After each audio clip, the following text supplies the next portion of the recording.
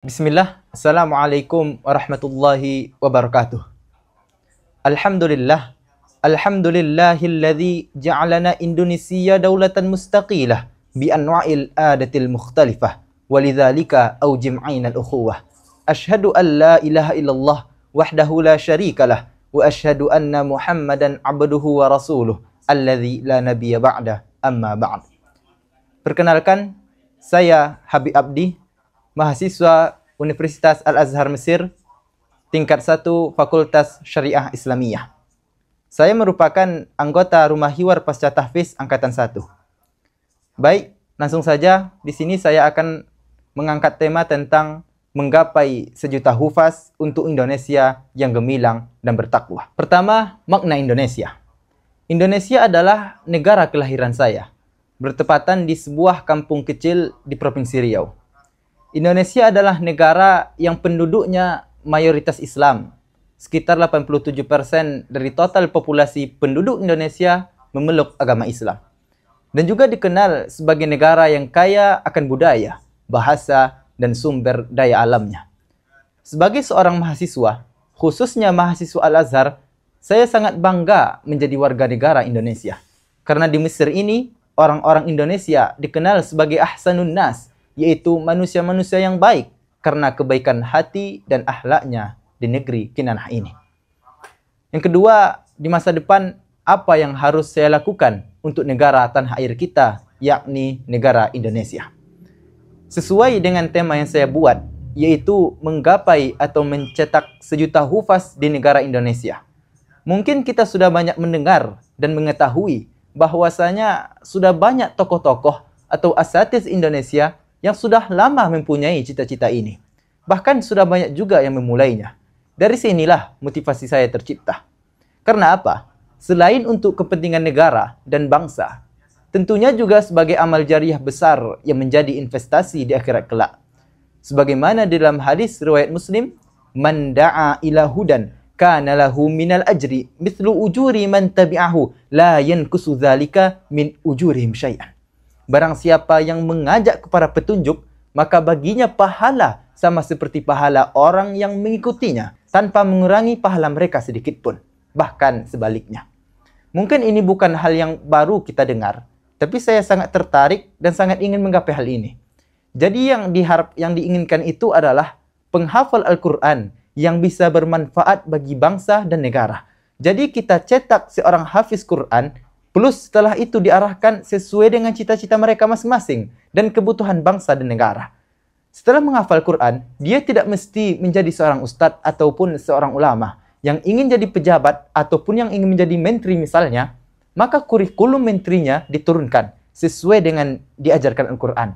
Maka kita berharap ada menteri, gubernur, ataupun pejabat pemerintah yang memang sudah paham Al-Quran dan diturunkan sampai pasal-pasalnya.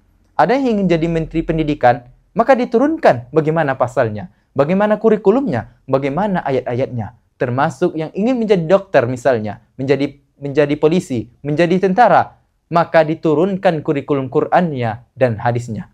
Inilah yang diharapkan. Kalau sudah seperti ini, pejabat hafal Al-Quran, dokter hafal Al-Quran, polisi, tentara hafal Al-Quran, pegawai-pegawai negeri hafal Al-Quran, semuanya hafal Al-Quran dan menurunkan kurikulum Al-Quran di setiap profesinya, maka insya-Allah akan terwujudlah Indonesia yang sama-sama kita harapkan. Itulah tujuan dari menggapai sejuta hufaz di negeri Indonesia. Yang ketiga, modal apa yang saya sudah punya sekarang? Nah, untuk mewujudkan semua yang tadi tentunya tidak mudah. Yang paling utama yang saya lakukan saat ini adalah menjadi seorang penghafal Al-Quran terlebih dahulu. Jujur, saat ini saya belum menyelesaikan Al-Quran dan masih sangat banyak kekurangan saya mengenai hal ini. Maka karena itulah saya masuk ke Rumah Hiwar Pasca Tahfiz ini untuk memulai hal itu semua. Karena saya sadar untuk menggapai cita-cita yang tadi, yaitu menggapai sejuta hufaz, adalah menjadi seorang hafiz terlebih dahulu dan belajar setekun-tekunnya memanfaatkan waktu selama di Mesir ini. Kalau sudah menjadi seorang yang pakar di bagian ini, maka insya-Allah lebih mudah mewujudkan itu semua. Yang keempat, apa yang akan saya lakukan untuk merealisasikan ini semua? Setelah saya memulai menjadi seorang ahli Al-Quran terlebih dahulu dan menguasai ilmu-ilmunya, mungkin nantinya setelah saya kembali ke tanah air Indonesia, saya akan bekerja sama dengan lembaga dan juga meminta bantuan ataupun saran dari asatis-asatis senior yang ada. Misalnya, kami di Riau ada Ustadz Abdul Somad Hafizahullah, Ustadz Mustafa Umar Hafizahullah, dan asatis lainnya yang masyhur di Riau. Insya Allah bisa meminta saran dari mereka ataupun dari pejabat-pejabat pemerintah setempat. Kebetulan paman saya juga orang yang punya pengaruh di masyarakat dan juga punya relasi luas, bahkan punya koneksi dengan bupati, bahkan dengan gubernur. Dengan menyampaikan tujuan yang baik ini, diharapkan para pejabat pemerintah bisa membantu untuk mewujudkan ini semua. Mungkin untuk pertama kali akan dimulai di provinsi saya, yaitu Provinsi Riau. Setelah melihat perkembangannya, kita akan lanjutkan di provinsi berikutnya, bahkan sampai 38 provinsi di Indonesia, sehingga 1 juta hufaz akan tersebar di Indonesia biiznillahi ta'ala. Tidak akan menjadi seorang pejabat kecuali dia beriman kepada Tuhan yang Maha Esa. Tidak akan menjadi tentara kecuali dia menjadi kesatria yang bertakwa.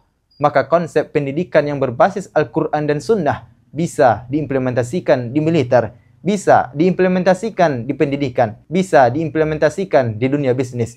Kapanpun negara membutuhkan, khususnya untuk visi Indonesia yang gemilang dan bertakwa, maka insya Allah sudah selaras dengan visi negara, bangsa, dan agama. Mudah-mudahan ke depan kita memiliki generasi Indonesia yang berkemajuan. Sekian dari saya. Nasrum minallahi wa fathun qarib. Assalamualaikum warahmatullahi wabarakatuh.